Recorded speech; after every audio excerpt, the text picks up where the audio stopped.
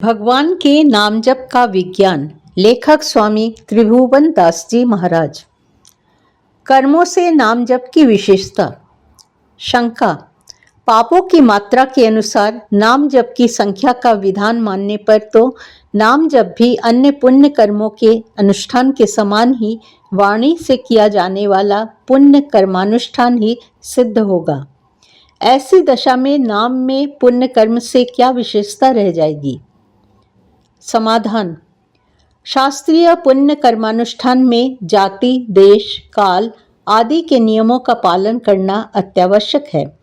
इन नियमों का पालन किए बिना पुण्य कर्मानुष्ठान पाप नाशक न होकर पाप उत्पादक भी हो सकते हैं। किंतु भगवान नाम जप में जाति आदि के नियम पालन की आवश्यकता नहीं। शास्त्रों में स्पष्ट कहा है कि ब्राह्मण, क्षत्रिय, वैश्य, स्त्री, शूद्र, अंतज जाति के लोग भी जहाँ तहाँ भगवान नाम संकीर्तन करते रहते हैं, वे भी समस्त पापों से विनिर्मुक्त होकर सनातन ब्रह्म को प्राप्त होते हैं। नाम जप में देश, काल, शौचाचार आदि का नियम नहीं। यज्ञ, दान, पुण्य स्नान में और विधि पूर्वक अनुष्ठान सतजप के लिए शुद्ध कालादि की आवश्यकता है, भगवान नाम जप में नहीं।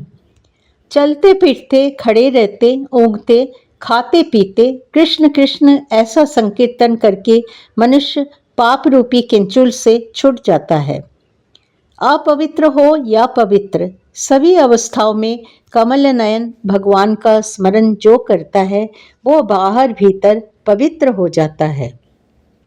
ब्राह्मणः, क्षत्रियः, वैश्यः, स्त्रियः, शूद्रांत जातयः यत्र तत्रानुकुर्वन्ति विष्णु नामानुकीर्तनम् सर्व पाप विनिर्मुक्तस्ते अपि यान्ति सनातनम् न देश काल नियम शौचाचार वेणिनय काल अस्ति यज्ञदाने वा स्नाने काल अस्ति सज्जपे विष्णु संकीर्तने काल नास्त्यत्र पृथ्वीपते गच्छस्तिष्ठन स्वप्नपापी पीवन भुंजन स्वपम स्तता कृष्ण कृष्णेति संकीर्तय मुच्यते पाप कंचुकात्।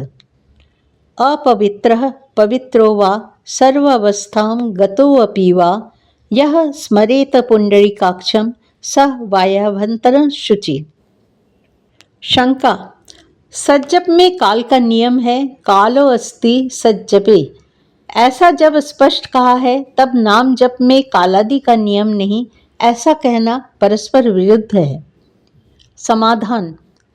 सज्जपे यहाँ जप में सद शब्द लगाकर यह बताया है कि साधारण रीति से नाम जप में नहीं, किंतु विधि पूर्वक अनुष्ठान रूप में किए जाने वाले सज्जप में ही कालादि नियम की अपेक्षा है।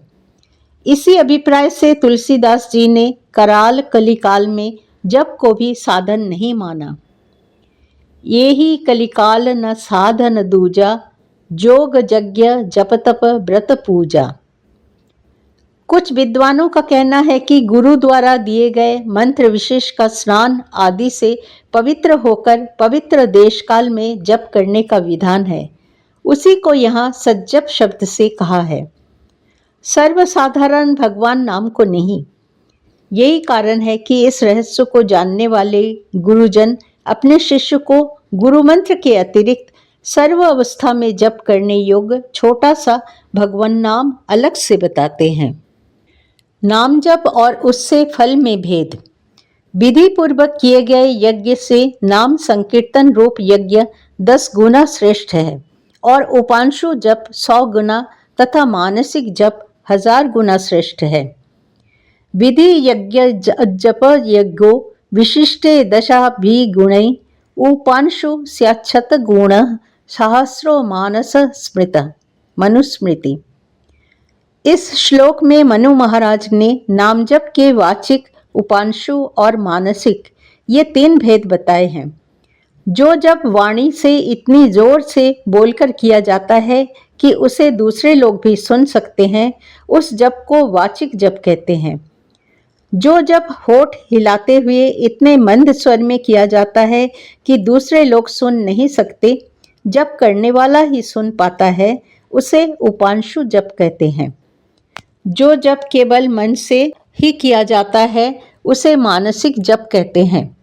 वाचिक से उपांशु और उपांशु से मानसिक जप का 10 गुना अधिक फल बताने का कारण यह है कि इनमें उत्तरोत्तर मन का संबंध भगवान नाम से अधिक रहता है और संसार से संबंध अधिक कटता है। देखिए, बातचीत करते हुए संसारी मनुष्य संसार के कार्य और संसार के पदार्थों का चिंतन जैसे करते रहते हैं, वैसे ही अभ्यासशील साधक वाणी से नाम संकीर्तन करते हुए संसार के कार्य तथा संसार के पदार्थों का चिंतन कर सकता है। किंतु पूर्णतया संसार के कार्य में संलग्न हो जाने पर उपांशु जप बंद हो जाता है। इससे यह सिद्ध हो जाता है कि उपांशु जप तभी हो सकता है जब वाचिक जप की अपेक्षा संसार का कार्य कम किया जाए और भगवान नाम में मन अधिक लगाया जाए। इस विवेचन से यह भी शिक्षा मिलती है कि संसार का अधिक कार्य करते हुए वाचिक जप ही करना चाहिए। इस धोखे में नहीं रहना चाहिए कि उस समय भी मेरा उपांशु या मानसिक जप चलता रहता है। संसार का कार्य करने की बात तो दूर रही, संसार के पदार्थ का मन से चिंतन होते रहने पर भी मानसिक जप वैसे नहीं हो सकता जैसे वाणी से अन्य सांसारिक बातें करते समय वाचिक नाम जप नहीं किया जा सकता। मन से मानसिक जप तो तभी होगा जब मन में भगवान नाम छोड़कर अन्य किसी का चिंतन न हो।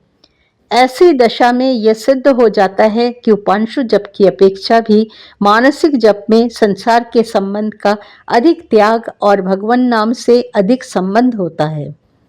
कारण उपांशु जप में भी संसार का कुछ कार्य तथा सांसारिक पदार्थ का चिंतन हो सकता है, मानसिक जप में नहीं। अतः इसका 1000 गुना फल बताना ठीक ही है। भ्रम निवारण। मानसिक जप 1000 गुना श्रेष्ठ है। इसे पढ़ सुनकर अधिक फल के लोभ से मानसिक जप के अनधिकारी साधक भी मानसिक जप ही हम करेंगे ऐसा निश्चय करके उपांशु और वाचिक जप का परित्याग कर देते हैं।